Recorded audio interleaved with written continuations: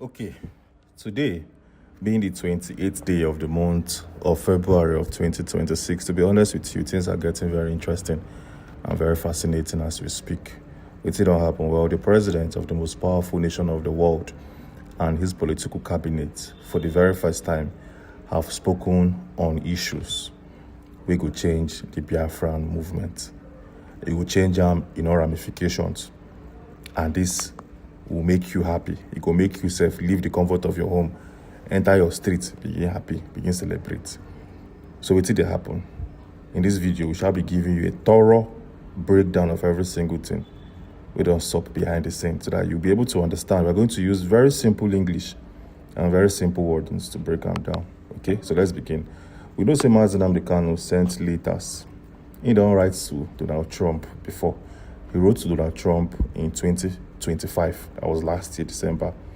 But maybe all of us know, say, in 2017, Mazi Nnamdi Kanu wrote to Donald Trump. Yes, in 2017, he did. And he writes to Donald Trump in 2025. These two letters combined, it don't shake the whole U.S. political system. So what did happen? In 2017, Mazi Nnamdi Kanu wrote a letter to Donald Trump. Showing right now on your screen at this particular letter. Feel free to double check or fact check me. Okay, I will leave link to this update on your screens if you want to go and get it and see it. He wrote a letter to Donald Trump congratulating him on his victory. That was in 2016 elections. I think in 2016 when Donald Trump was sworn in as the president of the USA in 2017, Mazi wrote to Donald Trump. Okay? But the problem with it is say Donald Trump did not, and his political cabinet did not take the letter of Mazi Nnamdi Kanu in 2016 seriously. Why? Because of, say, that letter was sent from Mazi Nnamdi Kanu in prison. I think he was in Kuje prison when that letter got to the desk of the US president. That open letter, to be sincere with you. This is the letter showing right now on your screen. As you can see, you can pause this video to read them and understand. It was clear Mazi was congratulating the president, Donald Trump, and also informing him of the Biafran struggle and every single thing that has to do with the Biafra movement in that said letter. Donald Trump did not perceive it as something being genuine, because how can a man in prison write a letter to me? So this letter was pushed out. It was scrapped out because from prison they come from, okay? Meaning say anybody fit write them, send them to one. But then things got really, really interesting when, as of last year, Nnamdi Kanu wrote a letter by himself which carried his stamp and signature.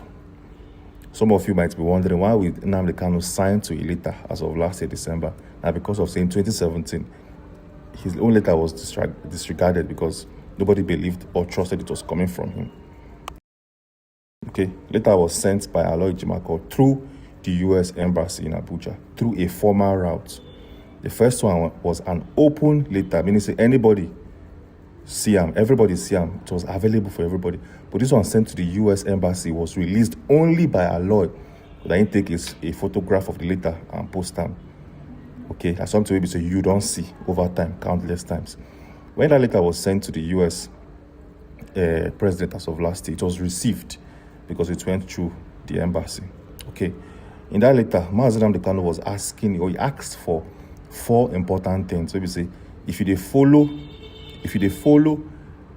the Nigerian political system, you know, say Donald Trump himself, they handle, out of 4 things where Nnamdi Kanu demanded, Donald Trump don't take care of almost 2 or 3.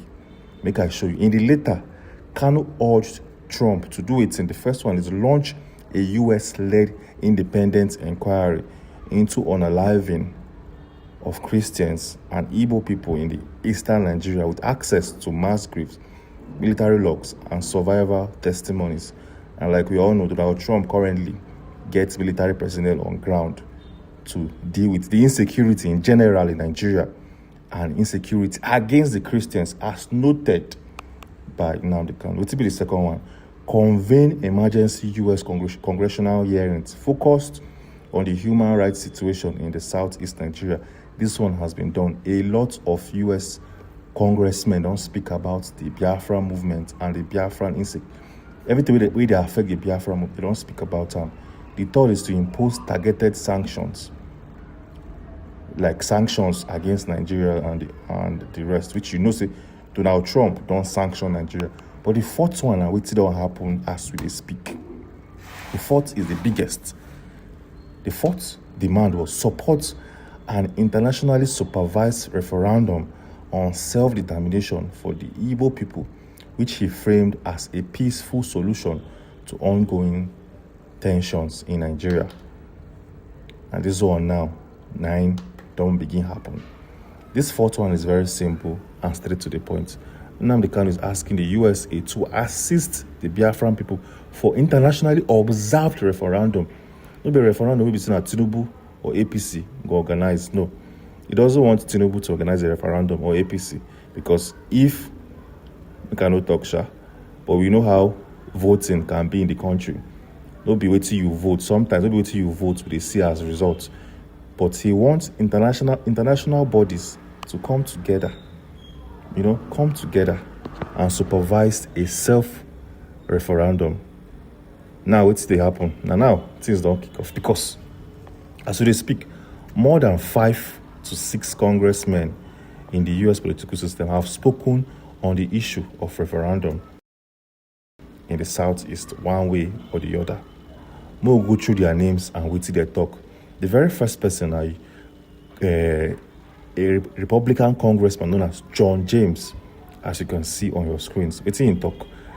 Republican Congressman John James, a U.S. lawmaker, publicly commented on Nnamdi Kanu's conviction and linked it to broader concerns about alleged anti-Christian prosecutions in Nigeria, an issue related to parts of Kanu's appeal. But he did not formally call for a referendum on Igbo or Biafran self-determination.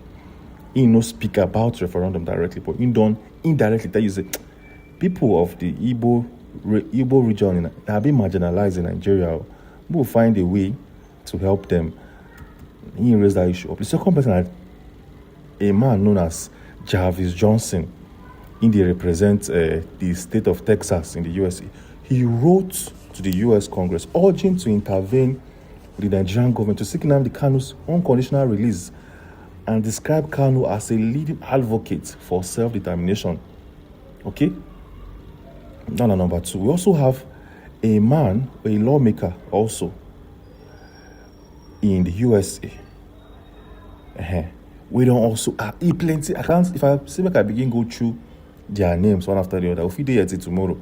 But hundreds, at least 10 people in the US political system, don't they ask for referendum? Don't they ask for people? May the USA intervene in the case of Mazi Nnamdi Kanu? As we speak, as of today, things don't change drastically. That letter where Nnamdi Kanu sent, it has now been received. Before, since December of last year till now, we know they sure if he can get that, because from the actions where they see now, people are now speaking up. Different lawmakers are speaking up, calling for the White House to put in place policies that will assist Mazi. People are now speaking up and airing their views. This is a massive one, and this definitely will go a long, long way. And trust me, we cannot wait and see what will happen from Monday.